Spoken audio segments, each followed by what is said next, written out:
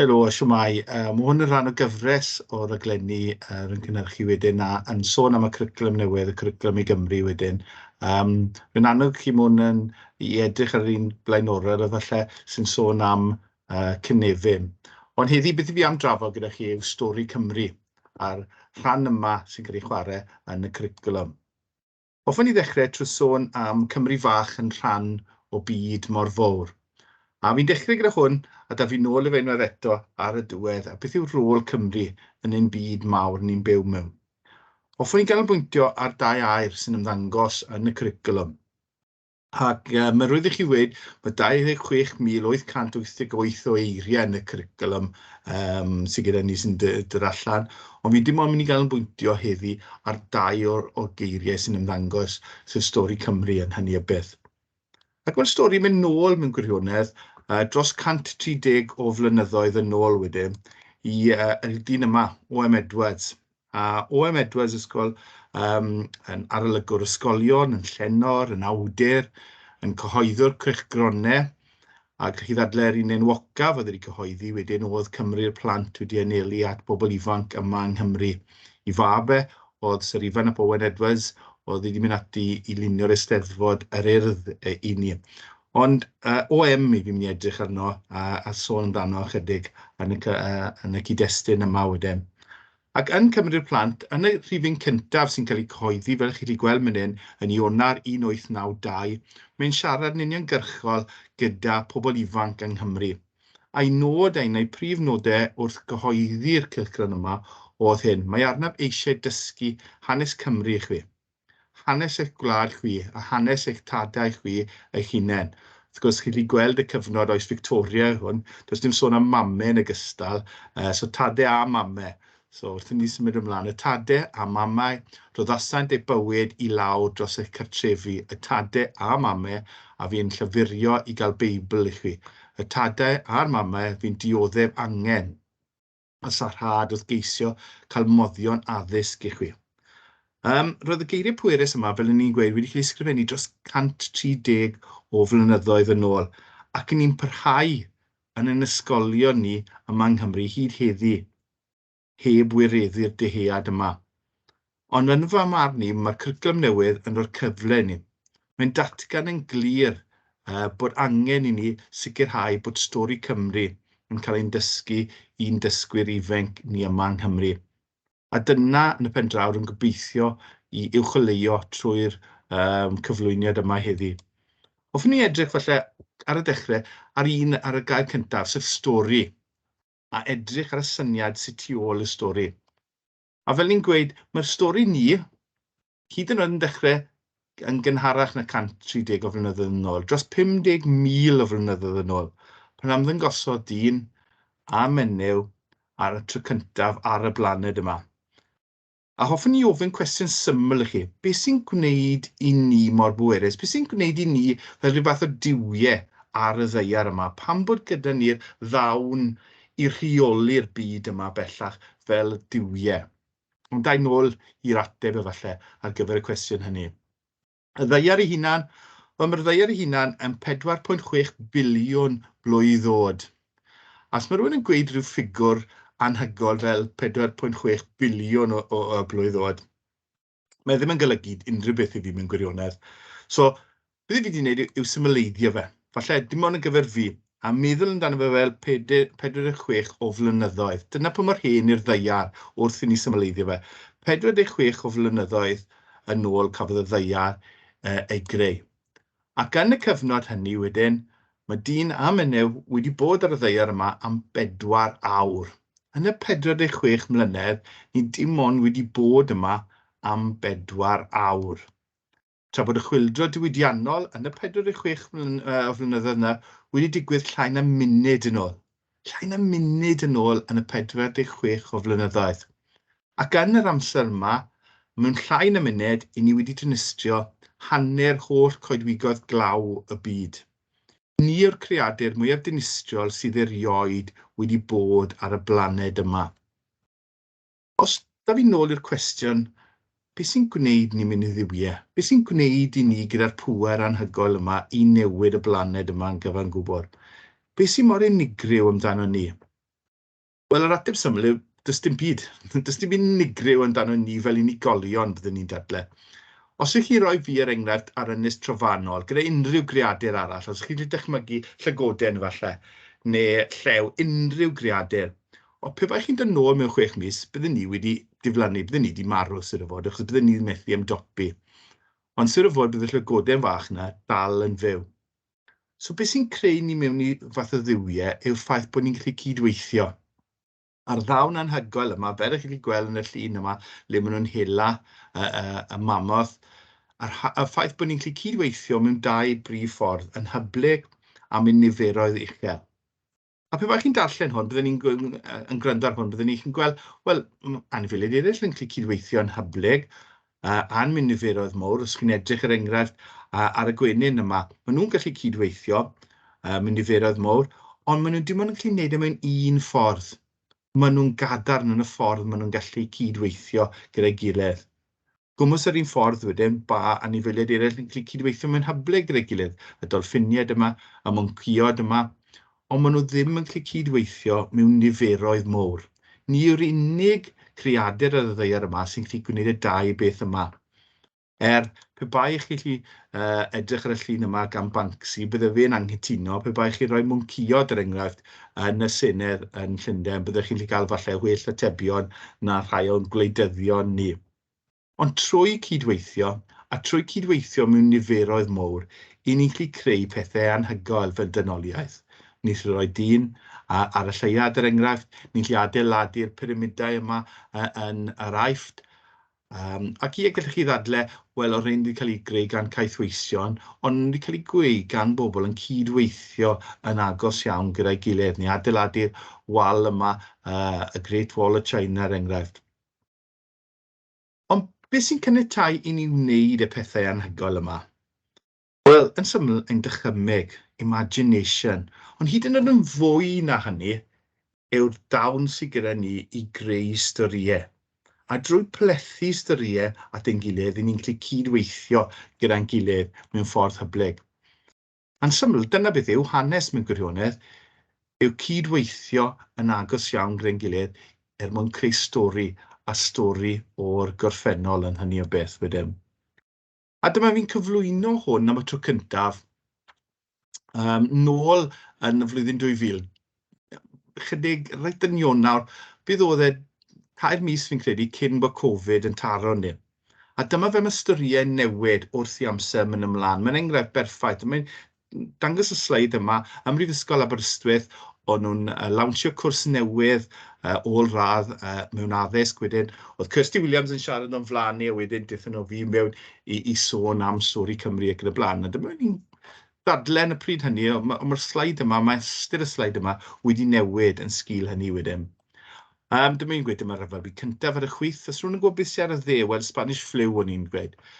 Spanish flu wedyn, a'r rhyfel cyntaf tua'r un cyfnod mewn hanes, 1914, 1918. A Spanish flu wedyn yn 1918. A sy'ch chi'n edrych wedyn 19 miliwn ac wedi lladd yn sgil y rhyfel cyntaf, a 20 i 50 miliwn. Pobl, waw, yn gwybod dim byd am Spanish flu. A'r ffaith pam gwni'n dysgu hwnna'n ysgolion ni, yn rhywbeth hynod iawn.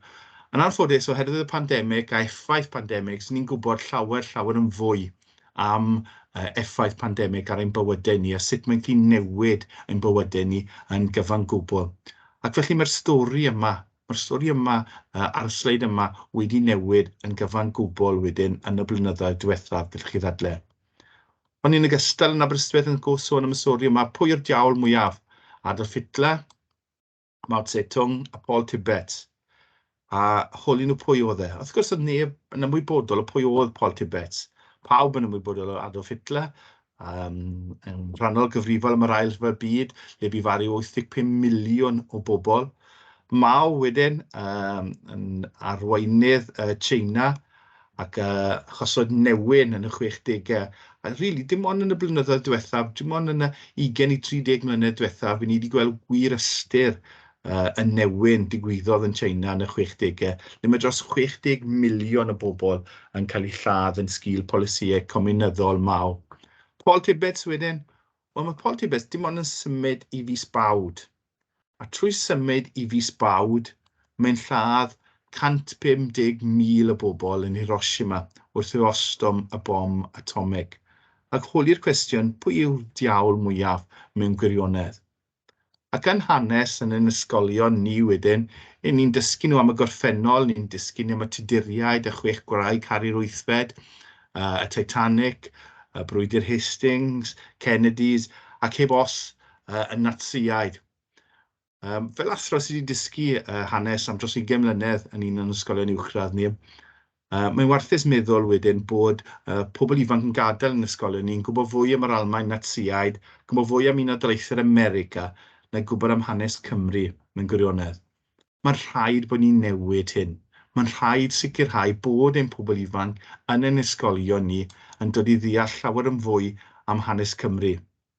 Ac mae'n hawdd beirniadu fi am hyn wedyn, a mae nifer fawr o bobl wedi, os yn ni moyn dysgu fwy am hanes Cymru, bod hwn yn gul, a bod pobl eraill bod rhaid ni dysgu am y byd yn ehangach. Ac rwy'n cytuno, mae angen ni dysgu am y byd ehangach. Ond pe bach chi'n edrych ar unrhyw gyriclwm, byddwn ni'n annog chi'n neud hyn, unrhyw gyriclwm yn y byd, maen nhw'n pwysleisio hanes i gwlad nhw. Un o'r gwledydd ni wedi edrych yno tra yn datblygu cwricwlwm yma yng Nghymru oedd Seland Newydd. Ac yn Seland Newydd wedyn, cafodd y cwricwlwm ei hunain dod allan yn 2017, cafodd ei adolygu wedyn yn hwyrach, a dyma rhan o'r adolygiad yn edrych ar y ffaith bod hanes a bod angen dysgu hanes i llawer mwy am ei gwlad ei hunain yn hytrach na hanes Eurocentric o'n nhw'n dadle le oedd y cwricwlwm ar y foment. Dyma'r Prif Athrawes, Prif Weinidog y Seland Newydd yn datgan Jacinda Ardern wedyn yn yr adolygiad. In 2019, the government announced its plans to require all schools to instill in students a comprehensive understanding of New Zealand history. Today, the curriculum is released and it will be taught in all schools on Cymru from 2023. Our students will learn more about Maori, the migrant history of Pacifica, and our Asian communities. Across the board, it's all part of who we are, and it's all part of this curriculum. It's all a part of who we are. A mae angen i ni sicrhau bod Stori Cymru yn rhan o pwy ni fel pobl. Enghraifft arall yw cwricwlwm British Columbia wedyn, yn Canada. Unwaith eto, fi wedi dewis hwn oherwydd mae fe'n debyg iawn i'r un sydd gyda ni yma yng Nghymru oherwydd o'n i wedi selio fe arno tra, o'n i'n ffodus fel un o'r athrawon yn gyfrifol am weithio ar y cwricwlwm yma yng Nghymru wedyn, o'n i'n edrych ar Canada, ni'n edrych ar British Columbia yn rhannol. A sych chi'n edrych yr enghraifft, maen nhw gyda'r big ideas, debyg iawn i'r datganiadau'r hyn sy'n bwysig gyda ni. Dyma'r social studies sy'n debyg iawn i'r dyniaethau gyda ni. Mae'r ffordd maen nhw wedi llunio, mae'r ffordd maen nhw wedi gosod allan yn sicr yn wahanol. Ond os chi'n edrych wedyn ar yr enghraifft gradd 2 wedyn, maen nhw'n gweud y big ideas. A dyma un o'r rai. Mae Canada yn cynnwys llawer o rhanbarthau a chymunedau. Os chi'n edrych ar gradd 5 wedyn wrth nhw'n mynd yn hun. Mae'n datgan. Mae Canada yn ddangos ym mhob un o'r 4 syniadau mawr sydd gyda chi. Mae pob un yn nhw'n cynnwys Canada. Gradd 10 yn amlwg yn gallu gweld Canada eto yn dod allan. Mae Canada a British Columbia yn pob rhan o'i social studies nhw, yr hyn sy'n angen i nhw wybod, y big ideas. Ac felly mae'n angen rheidrwydd bod ni yma yng Nghymru wedyn yn dechrau dysgu ein pobl ifanc ni am stori Cymru, stori'n gwlad ni, oherwydd byddwn ni'n annog chi, fel ni wedi gweud ar y cychwyn, i edrych ar unrhyw gwricwlwm, a maen nhw'n annog dysgu am hanes a diwylliant eu gwlad nhw. Oce, ble ni'n dechrau? Wel, un o'r pethau positif sydd wedi dod mas dros y blynyddoedd diwethaf wedyn yw'r ffaith bod Llywodraeth Cymru wedi anfon allan y llyfr yma i bob un ysgol uwchradd a cynradd yng Nghymru wedyn, Hanes y Tir neu History Grounded gan Dr Elin Jones wedyn. Dyma lle anhygoel, dyma lle gwych i ddechrau ar y broses o sicrhau bod stori ein gwlad ni yn cael ei hadrodd i'n pobl ifanc ni. Os yn mynd ymlaen wedyn, a byddwn ni'n edrych ar y syniad yma o Stori Cymru, fi wedi edrych ar y syniad o stori, o beth am Stori Cymru, ble gallwn ni ddod o hyd i Stori Cymru? Wel, os ych chi'n mynd i edrych ar Pthwyn o fe yn Encyclopedia Britannica. So chi'n mynd nôl mewn cyfnod edrych ar Encyclopedia Britannica, nôl yn cyfnod pan oedd O.M. Edwards yn ysgrifennu yn yr 1890au, For Wales, See England. O'n i ddim hyd yn oed yn bodoli yn ôl y cwricwlwm, yn ôl yn Encyclopedia Britannica. Ond os dim angen chi mynd nôl mor bell a hynny, dyma llyfr cafodd cyhoeddi'n gymharol ddiweddar, dros 780 o dudalennau, 780 o dudalennau, The Story of Britain, From the Romans to the Present, gan yr ynysydd Roy Strong. Os chi'n edrych ar yr index ar y dde wedyn, dim ond 6 tudalen sy'n ymwneud â Chymru. Allan o 780 o dudalennau, 6 tudalen sy'n ymwneud â Chymru. Llyfr arall gymharol ddiweddar, 50 Things You Need to Know About British History. A dim ond 4 tudalen sy'n Nghymru. A mae un yn nhw, fel chi wedi gweld, am yr Union Jack. Wel, chymod, newsflash, ni ddim hyd yn oed yn y Union Jack. Allan o'r holl dudalennau sy'n bodoli, dim ond 4 tudalen sy'n sôn am Gymru. A so chi'n edrych reit lawr y cornel pella wedyn, mae 2 dudalen am y Zambezi River. 4 tudalen yng Nghymru, 2 dudalen am y Zambezi River. Bonkers. Os dim rhaid i chi edrych ar llyfrau hanes, os chi'n edrych ar y Telegraff, dyma Telegraff wedyn am pedwerydd ar 20 o'r Ffennaf 2019. Dyma pryd cafon ni Boris Johnson yn dod yn brif weinidog Prydain. A sut beth yr ymateb, pa mor boblogaidd oedd yn yr ystod yn y cyfnod ni. Os chi'n edrych ar y map Midlands Wales, mae Cymru ddim yn bodoli, maen nhw'n rhan o'r Midlands bellach.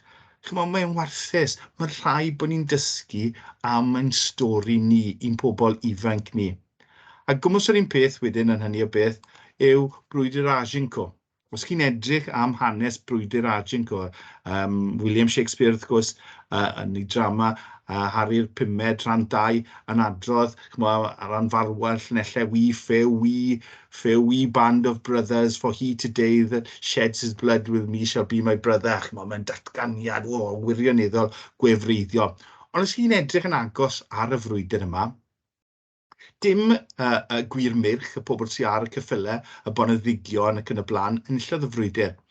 A dim y milwyr yn y cefn yn y llun yma sy'n gweld nhw gyda'r pikes hir ac yn y blaen, ond yn hytrach y pobl gyda'r bwa saith, y longbowmen. Nhw oedd yn gyfrifol. A mae dros 500 ohonyn nhw yn Gymru. Mae llyfrau hanes yn datgan, mae'n enwi nifer ohonynt yn rhan o'r frwydr yma. A dath a buddigoliaeth yn y brwydr enwog yma yn erbyn y Ffrancod.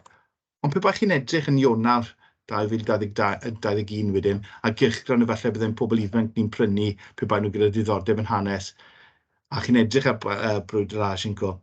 Nid y British longbowmen, nid y Welsh longbowmen, maen nhw'n ail-addasu hanes. A maen nhw'n sôn am yr English longbowmen, bod y rhan helaeth ohonyn nhw yn Gymru yn anffodus.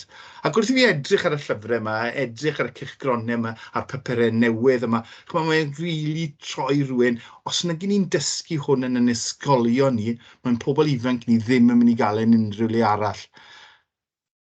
A fi wedi rhoi hwn mewn jyst i dywelu'r dyfroedd, a jyst i dywelu fi. Mae plentyn yn sylweddoli fod yn Gymro. Ac mae hwn yn cael ei feirniadu'n aml iawn am fod yn gul.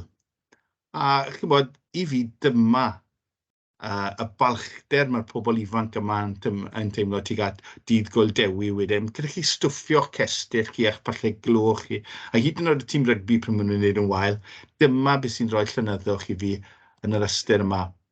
Ac gallai chi feirniadu hanes Cymru am fod yn rhywbeth diflas a boring, bod ni'n sôn am pallau glo, bod ni'n sôn am Dewi Sant, a bod ni'n sôn am y Beibl yn cael ei cyfieithu mewn i'r Gymraeg. Ond oes dim byd mwy dynamig a bywiog na hanes ein gwlad ni, os ni'n edrych yn ofalus arno fe. Os ni'n edrych ar hawliau merched yr enghraifft, Cymru'n arwain y byd yn hyn, os ni'n mynd nôl i gyfnod a deddfe Hywel Dda. Rhaid oedd hawliau menywod ar frig y deddfe yma. Ni dim ond really yn y blynyddoedd diwethaf wedi dal fyny gyda'r hyn oedd yn rhan o deddfe yn gwlad ni. Os ni'n edrych ar addysg, ac un o'r pethau mawr sy'n gyrru addysg yn y byd modern yma yw canlyniadau PISA. Pe bai chi wedi cael canlyniadau PISA 2 mlynedd yn ôl, bydde Cymru wedi bod ar y brig, bydde ni wedi bod reit lan ar y brig o ran llythrennedd y darllen, oherwydd y dyn yma ar y chwith, Griffith Jones, a'r ysgolion oedd wedi sefydlu. Cymru oedd y wlad fwyaf llythrennog yn Ewrop yn ystod y cyfnod hynny, ac roedd yr ymerodres yn Rwsia, er enghraifft, yn anfon pobl allan i dde orllewin Cymru i ddeall pam roedd y werin, pobl diwylliedig a pobl cyffredin yn gallu darllen ac ysgrifennu oherwydd Griffith Jones. Byddwn ni wedi arwain yn hynny o beth. A braf gweld bod nifer fawr yn blant ifanc ni gyda cofiwch tryweryn ymddangos ar hyd a lled Cymru a bod ni'n ymwybodol o'r beth fel y Welsh Not ar Gymraeg. Ond os chi'n edrych ar y dde Cymraeg fel iaith y nefoedd, a os chi'n twrio mewn i'r hanes sydd tu ôl i hynny, mae'n hanes eitha trist mewn gwirionedd.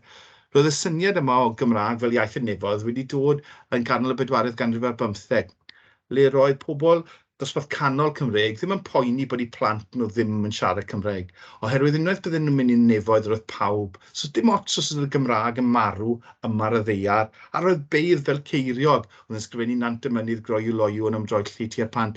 Roedd ei blant ddim yn gallu siarad y Cymraeg oherwydd bod e wedi llyncu'r syniad yma o Gymraeg fel iaith y nefoedd. So hanes y stori eitha trist mewn gwirionedd. Ac am storiau wedyn, sy'n ni'n edrych wedyn ar Norse mythology, Roman mythology a Greek mythology, a'r hyn maen nhw'n datgan fel the classics, a ymfalchio yn y mytholeg yma sydd gyda chi wedyn, y classics. Wel, chymo, yma yng Nghymru, mae classics gen ni yma yng Nghymru. Chymo, mae'r Mabinogion yn rhan annatod o mytholeg, o storiau anhygoel, o poeni. Does dim byd tebyg gyda chi yn Lloegr i gymharu ar hyn sydd gyda ni. Os maen nhw'n astudio'r epics, y classics, mae angen i ni yng Nghymru astudio'r epics byddwn ni'n dadle. A dyma Gwyn Alf Williams, falle, un o haneswyr Cymru mwyaf gallwch chi ddadle. Nid hyd yn oed yn genedlaetholwr, yn Marxydd gyda chi, yn sicr yn sosialedd o rannu syniadau. Dyma beth oedd e'n datgan.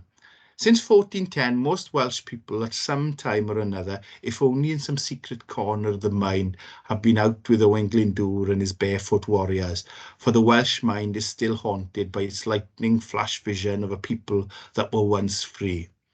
Byddwn ni'n dwlu credu bod hwnna'n wir. Yn anffodus, mae pobl ifanc yng Nghymru ddim yn gwybod y stori am Owen Glyndŵr. Maen nhw ddim yn gallu treulio'r amser allan gyda fe fel i barefoot warriors. Mae rhaid sicrhau bod hwn yn newid, bod rhaid bod ein pobl ifanc ni yn dod yn llawer fwy ymwybodol o'r hanes yma. Ond nid jyst yn gyfer hanes byddwn ni'n dadle, mae rhaid ni sicrhau bod e'n gyfer pob maes dysgu a phrofiad mwyn enyn hyder yn ein pobl ifanc ni yma yng Nghymru. Os chi'n edrych ar y sleid yma, ar y chwith ar y top, Robert Record, fe sy'n gyfrifol y mathemategydd am yr equal sign, a'r hafalu, pob tro chi'n sgrifennu cwestiwn mathemateg, Cymro sy'n gyfrifol am hynny. Gwmwys yr un peth drws nesaf wedyn, mae Laura Ashley gyda chi, mae Lynn Evans, Lynn yr atom gyda chi lan ar y top wedyn, fe oedd yn arwain, fel gwyddonydd, fe oedd yn arwain yr ymchwil yn CERN wedyn ar y Clydron Hydroscope. Gyda chi ddadle dros yr 20 mlynedd diwetha, dyna sydd wedi arwain gwyddoniaeth yn fwy nag unrhyw un arall. Dan y fe wedyn, mae Howard Stern gyda chi wedyn, oedd yn gyfrifol, Howard Stringer yn gyfrifol am cwmni Sony, fe yr un cyntaf o allan o Japan oedd yn rhedeg y cwmni. Gwmwys yr un peth wedyn ar y lunydd Cyffin Williams, Dylan Thomas, Shirley Bassey, William Jones gyda chi wedyn, fe oedd yn gyfrifol am y symbol pi yn mathemateg. So nid dim ond yn hanes, mae rhaid sicrhau bod yn pobl ifanc ni'n ymwybodol o rôl Cymru yn adeiladu'n stori anhygoel ni. Ond un o'r pethau sy'n gyda ni fel Cymru felly yw y ffaith bod diffyg hyder ni. A chymod, smon Gymraeg i digon da yn aml, bydde mam yn datgan os oedd rhywun moyn siarad gyda hi wedyn, mae'n cyfweld â hi neu rhywbeth fel 'na. Os ni'n edrych ar y canlyniadau PISA gyda chi mynd wedyn, mae Prydain yn gymharol isel gyda chi. A hyd yn oed tu fewn i Prydain, mae Cymru ddim yn neud mor dda hynny tra bod gwledydd fel China, Singapore gyda chi, Estonia gyda chi, yr Ffindir gyda chi, uwch yn pennau ni. Ond os ni'n edrych ar pethau eraill efallai, Os ni'n edrych ar gwobrau Nobel, mae 6 gwobr Nobel gyda chi ar gyfer heddwch, llenyddiaeth, ffiseg, cemeg, economeg a meddygaeth wedyn. Os chi'n edrych ar y gwledydd sydd wedi ennill gwobrau Nobel, Unol Daleithiau America 385, Prydain 132, China, Ffindir, unrhyw lawer, Cymru, ni wedi ennill 5. Ni wedi ennill 5. So'r gwledydd yn arwain yn ôl Pisa, y Ffindir, De Corea, Singapore, a Estonia ac yn y blaen. Mae Cymru ni wedi ennill 5 o un nhw. Clive Granger am economeg yn 2003, Brian Josephson am ffiseg yn 1973, Martin Evans am meddygaeth yn 2007, Robert Huber am cemeg yn 1988, ac am lenyddiaeth wedyn Bertrand Russell. Mae'n cael ei disgrifio wedyn gan Stephen Hawkins fel un o feddyliau mwyaf craff yr 20fed ganrif. Un o meddyliau mwyaf craff yr 20fed ganrif. Ac yn ni'n dysgu am y pobl yma yn ysgolion ni, yn ni'n defnyddio rhain fel esiamplau? Na, ffodus. Be sy'n dda amdano rhain yw'r ffaith bod allan o'r 5 maen nhw gyd am wahanol bethau. Yr unig un i ni ddim wedi ennill yw'r un ar gyfer heddwch. Sy'n eironig rili o gofio bod heddwch yn rhan anatod o'n stori ni. Os chi'n edrych ar y lluniau, mae Henry Richard gyda chi ar y chwith wedyn yr apostol heddwch wedyn yn rhan o gyfrifol yn creu'r cenedlaeth unedig. Yn y canol wedyn mae Hedd Wyn a'r ffaith bod trigolion trawsfynydd eisiau cofio fe fel nid fel y mirwr, ond hytrach fel y bugail. A gallwch chi ddadlau un adeiladau mwyaf gwefreiddiol yma yng Nghymru, teml heddwch wedyn yng nghanol Caerdydd. Os chi byth wedi cael cyfle i fynd mewn, byddwn ni'n annog chi mynd mewn i weld hynny. A falle dyna'r her i ni fel athrawon yma yng Nghymru, yw fynd ar ôl hyn i arwain bod ni'n creu rhywun byddai'n gallu ennill gwobr Nobel am heddwch efallai. Ond os chi'n meddwl am y celfyddydau mynegiannol yn ogystal, a'r Oscars, dyma'r restr am y gwledydd sydd ar nifer fwyaf o Oscars ar gyfer actio, boed hynny yn Best Supporting Actor neu Actress. Mae Lloegr wedi ennill 41, Awstralia 7, Canada 6, Ffrainc 4, a fel chi wedi gweld mynd lawr wedyn nifer o'r gwledydd sydd wedi ennill. Mae'r Alban yn enghraifft wedi ennill 1, a Iwerddon 2. Mae faint i ni yng Nghymru wedi ennill? 6. Os chi'n edrych ar y restr, mae'n hollol bonkers o ran maint yn gwlad ni a nifer o bobl sy'n byw yma yng Nghymru. Ni wedi ennill 6 Oscar. A fel chi gweld, actorion, 6. Dyma map o'n ni wedi darganfod. 6. Mae'n hollol bonkers pa mor bwerus i ni a'n llwyddiannau ni. A'n sialens i yw bod yn stori ni ddim wedi gorffen myna. Pan gen ni'n anelu at 6 gwobr Nobel, pan gen ni'n anelu at 7 neu 8 Oscar ar gyfer yn dyfodol ni. Mae'n stori ni'n parhau i cael ei ysgrifennu gan chi yn athrawon a disgyblion yn ein ysgolion ni. Hoffwn ni orffen falle gyda geiriau Jonas Mekas. Mae Jonas Mekas yn dadlau, in the end, civilizations perish because they listen to their politicians and not their poets. A hoffwn ni orffen efallai trwy edrych ar geiriau un o'n beirdd ni, T. Nicholas y Glais. A mynd nôl reit nôl i'r cychwyn, os chi'n cofio, le ni'n dadlau mae'r byd yn fwy na Chymru. A dyma geiriau fe, mae'n sôn am y cychwyn yn y rhan cyntaf o gerdd pan oedd e'n blentyn, a wedyn pryd mae'n edolyn wedyn. I mi bu Cymru unwaith yn llawer mwy na'r byd. Ni wyddon y pryd hwnnw ddim am led y byd a'i hyd. Mae wedi newid heddi, caraf y byd o'r bron, ond nid oes llai o lem gwlad hynny yn fy mron. Mae'r byd yn fwy na Chymru, rwy'n gwybod hynny nawr, a diolch fod hyn Gymru fach yn rhan o byd mor fawr. A dyna'n dyletswydd ni yn ein ysgolion ni, yw sicrhau bod ein stori ni, bod stori Cymru yn cael ei hadrodd i'n pobl ifanc ni. Ac mae pobl yn dadlau bod hwn yn gyr, a hoffwn ni fynd nôl wedyn i Meredydd Ifans ar o'r arall. Os ydych chi ddim wedi cael y cyfle i edrych ar y cyflwyniad fi wedi wneud ar Cynefin, achos mae Cynefin yn arwain mewn i'r cyflwyniad yma, byddwn ni'n annog chi cael y cyfle i edrych yna fe. Dyma beth y Meredydd yn dweud. Nid bod ein diwylliant iaith, hanes a treftadaeth yn well na neb arall. Mae dim ond yn digwydd yn bod yn un ni.